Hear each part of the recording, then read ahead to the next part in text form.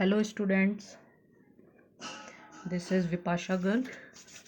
आज लेक्चर है BFA 4th year के लिए। इसका कोड है 402 in history of modern western art. तो हम आर्टिस्ट के बारे में बात कर रहे थे, विंसेंट वैन गॉग जी के, जो बहुत ही फेमस आर्टिस्ट हैं, उनके बारे में बात कर रहे थे। तो आज हमारा उसमें हम सिटी अकॉर्डिंग चल रहे हैं, इसमें सिटी और ईयर अकॉर्डिंग। अब है आवर सुर वॉइस मई जुलाई 1890, यानी मई से लेकर जुलाई तक का टाइम है ये, और 1890 की बात है। और आवर सुर वॉइस इस जगह ये यहाँ पर थे 1890 में, मई से लेकर जून तक इन्होंने यहाँ पे अपना टाइम स्पेंड किया था।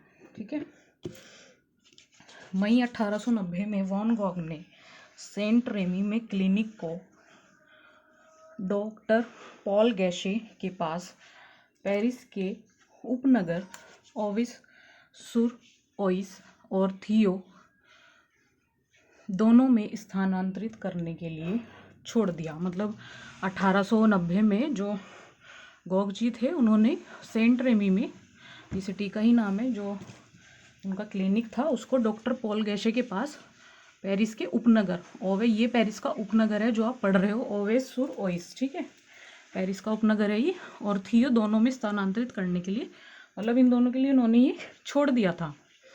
गैशेट एक शौकिया चित्रकार थे। गैशेट ये भी चित्रकार का नाम है, गैशेट। तो ये एक शौकिया चित्रकार थे। उन्होंने कई अन्य कलाकारों का इलाज किया, मतलब इन्होंने कई सारे कलाकारों का इलाज भी किया था। केमिली पिसारो ने उनकी सिफारिश की थी। जो केमिली पिसारो जी हैं, उन्होंने उनकी सिफारिश भी की थी। वैन गॉग की पहली धारणा यह थी कि गैशेट में जितना बीमार था उससे कहीं अधिक बीमार था। यानी जो गैशेट जी जो थे, तो ये वैन गॉग जी ने बात कही थी कि जितने भी बीमार थे उससे कहीं अधिक वो बीमार थे। ठीक है, मतलब उन्होंने खुद ये बात कही थी कि वो ज़्यादा बीमार थे इनसे ज़्यादा। यह मुझे लगता है या बस उतना ही चलो, मतलब ये बात उन्होंने कही थी। 1861 में चित्रकार चार्ल्स डबने ओवेरे में चले गए। मतलब 1861 में जो चित्रकार चार्ल्स डबने थे, वे ओवेरे में चले गए थे और बदले में वहाँ के अन्य कलाकारों को आकर्षित किया। मतलब जब वे वहाँ गए तो वहाँ पे उन्होंने अन्य कलाकारों को आकर्षित किया था, जिसमें केमिली कॉरेट और होनोरे ड्यूमिर शामिल थे। मतलब जिसमें इन्होंने बताया है कौन कौन शामिल थे। एक तो केमिली कैरोट और होनेरो ड्यूमिर। ठीक है, जुलाई 1890, फिर ये जुलाई की बात है, वैन गॉग ने डबगेन्स गार्डन की 2 पेंटिंग पूरी की। ठीक है, 1890 में वैन गॉग जी ने डबगेन्स गार्डन की 2 पेंटिंग पूरी की थी, जिनमें से उनके अंतिम काम की संभावना है। ठीक है, तो जिनमें से उनके अंतिम काम की संभावना है, ये आप ध्यान रखना। जुलाई 1890 में वैन गॉग ने डबगेन्स गार्डन, ठीक है, ये नाम है डबगेन्स गार्डन, इनकी 2 पेंटिंग इन्होंने पूरी की थी। ठीक है, जिसमें से एक उनके अंतिम काम की संभावना है, यानी संभावना लगाई है, अभी कंफर्म नहीं है, सिर्फ संभावना लगाई गई थी कि शायद उनका एक अंतिम काम है इनमें से। ठीक है,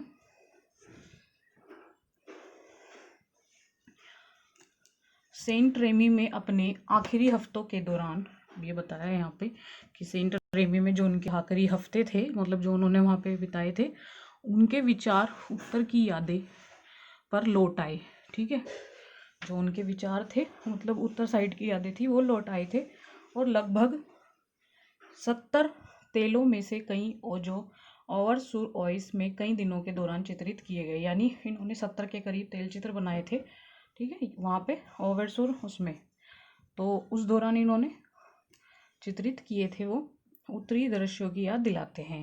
यानी उस दौरान जहाँ पे उन्होंने ओविस में जो चित्र बनाए थे, वो उत्तरी दृश्यों की याद दिलाते हैं। जून 1890 में उन्होंने अपने डॉक्टर के कई चित्रों को चित्रित किया। ठीक है। जून 1890 में उन्होंने जो उनके डॉक्टर थे उसके कई चित्रों को चित्रित किया था, यानी जिन्होंने उनका इलाज किया था, ठीक है, वैन गॉग जी का। तो 1890 में उन्होंने चित्रित किया था, जिसमें पोर्ट्रेट ऑफ द गैशेट और उनका एकमात्र नक्काशी भी शामिल था, ठीक है। इनका जिसने इलाज किया था वो कौन थे? डॉक्टर गैशेट, ठीक है। तो पोर्ट्रेट ऑफ डॉक्टर गैशेट और उनका एकमात्र नक्काशी भी शामिल था। प्रत्येक जोर में गैशे की उदासीनता पर जोर दिया गया, यानी कि प्रत्येक उसमें जो गैशे की उदासीनता थी उस पर ज़्यादा जोर दिया गया था। अन्य पेंटिंग है जो संभवतः अधूरी है, जिसमें एक हिल द्वारा थर्ड्स कॉटेज शामिल है। मतलब एक और अन्य पेंटिंग है बताया है जो अधूरी है, जिसमें एक हिल द्वारा थर्ड्स कॉटेज शामिल है। जो कॉटेज होते हैं वो उसमें शामिल है।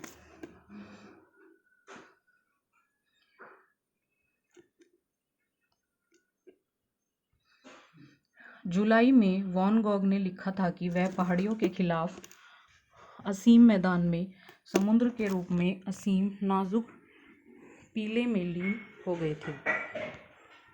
वह पहली बार मई के खेतों में से लुप्त हो गया था। तो इन्होंने बताया है जुलाई में वैन गॉग ने लिखा है, इन्होंने लिखा था कि वे पहाड़ियों के खिलाफ असीम मैदान में समुद्र के रूप में असीम नाजुक पीले में लीन हो गए थे। वह पहली बार मई के खेतों में से लुप्त हो गया था, जब गेहूं युवा और हरा था। यानी जब गेहूं आते ही हैं स्टार्टिंग में, वो हरा रहा था, ये तब की बात है, ठीक है। जुलाई में उन्होंने थियो को अशांत आसमान के नीचे गेहूं के विशाल खेतों का वर्णन किया। यानी जुलाई में उन्होंने अशांत आसमान के नीचे गेहूं के विशाल खेतों का वर्णन किया था। उन्होंने लिखा कि उन्होंने अपनी उदासी और चरम अकेलेपन का प्रतिनिधित्व किया, है ना। उन्होंने ये खुद लिखा था कि उन्होंने अपनी उदासी और चरम अकेलेपन का प्रतिनिधित्व किया। जो उनकी उदासी थी और जो उनका चरम अकेलापन था उसका प्रतिनिधित्व उन्होंने उसमें किया था। और यह कि कैनवास आपको बताएगा कि मैं शब्दों में क्या नहीं कह सकता, है ना। मतलब जैसे हम कहते हैं कि आर्ट एक ऐसी कला है जिसमें आप अपने, अगर आप कुछ मतलब शब्दों में व्यक्त नहीं कर सकते तो आप आर्ट करके अपने मतलब जो आपकी इनर फीलिंग्स हैं, जो आप किसी को नहीं बता सकते, वो आप कैनवस के थ्रू निकाल सकते हैं ना। मतलब आप उसमें ड्रॉ करके, स्केच करके वो आप बहुत इजीली बता सकते हैं। वो एक समझने वाले के ऊपर बात होती है कि कोई किसी आर्टिस्ट की फीलिंग्स को कितना समझ रहा है ना। तो हमारी जो कला है ये अपने आप में बहुत अद्भुत है। तो उन्होंने यही रखा है कि उन्होंने कैनवास आपको बताएगा कि मैं शब्दों में क्या नहीं कह सकता, यानी जो वो शब्दों में नहीं कह सकते थे वो आपको कैनवास बताएगा, जो वो कैनवास पे बनाएंगे, है ना। अर्थात मैं कितना स्वस्थ और स्फूर्तिवान हूँ, यानी जो भी उन्होंने ड्राइंग की होगी तो वो हमें बताएगा कि वो कितने स्वस्थ हैं और कितने स्फूर्तिवान हैं, ठीक है। जो मुझे देश का पता लगता है कोट्स के साथ व्हीटफील्ड, हालांकि उनका अंतिम तेल काम नहीं है, जुलाई 1890 से है। और हुलकरेर ने मेलानचोली और चरम अकेलेपन के साथ जुड़े होने के रूप में चर्चा की, ठीक है। जो कोट्स के साथ उन्होंने व्हीटफील्ड, हालांकि उनका ये अंतिम तेल काम नहीं था, जुलाई 1890 से उन्होंने हुलकरेर ने मेलान लोची और चरम अकेलेपन के साथ जुड़े होने के रूप में चर्चा की थी।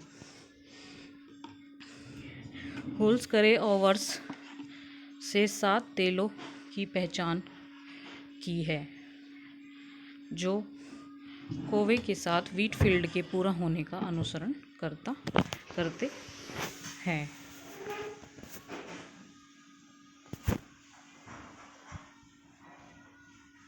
ठीक है, तो इसमें बहुत ही अच्छी बात बताई है इन्होंने कि मतलब उन्होंने तो इसमें ये बताया था कि आप कैनवास के थ्रू पता लगा सकते हैं कि जो वो शब्दों में नहीं कह सकते वो आप कैनवास से पता लगा सकते हैं। जैसे हर आर्टिस्ट का एक अपना स्टाइल होता है कि वो इस पेंटिंग में अपनी क्या क्या एक्टिविटीज़ दिखाते हैं ना, किसी की जैसे थीम होती है, तो ऐसे ही इन्होंने भी यही बताया था हर कोई जैसे अपना अपना स्टाइल बताता है। आर्टिस्ट जो बड़े हैं आर्टिस्ट है, आप देख सकते हैं, उनका अपना एक स्टाइल होता है। कोई सेट पेंटिंग्स भी बनाता है, कोई एब्स्ट्रैक्ट बनाता है ना, कोई रियलिस्टिक बनाता है। तो ये इन्हीं चीज़ों से पता चलता है कि कोई अच्छे वैसे कलर्स लेता है, ठीक है, तो कोई अच्छे कलर लगाता है, कोई उदासीन कलर लगाता है। तो उनसे उनकी सोच का और वैसे पता चलता है कि वो किस उसमें दे रहे हैं, ठीक है। तो आज की वीडियो में इतनी ही, आगे फिर नेक्स्ट टॉपिक में डिस्कस करेंगे। इसको आप अच्छे से लर्न कर लीजिएगा।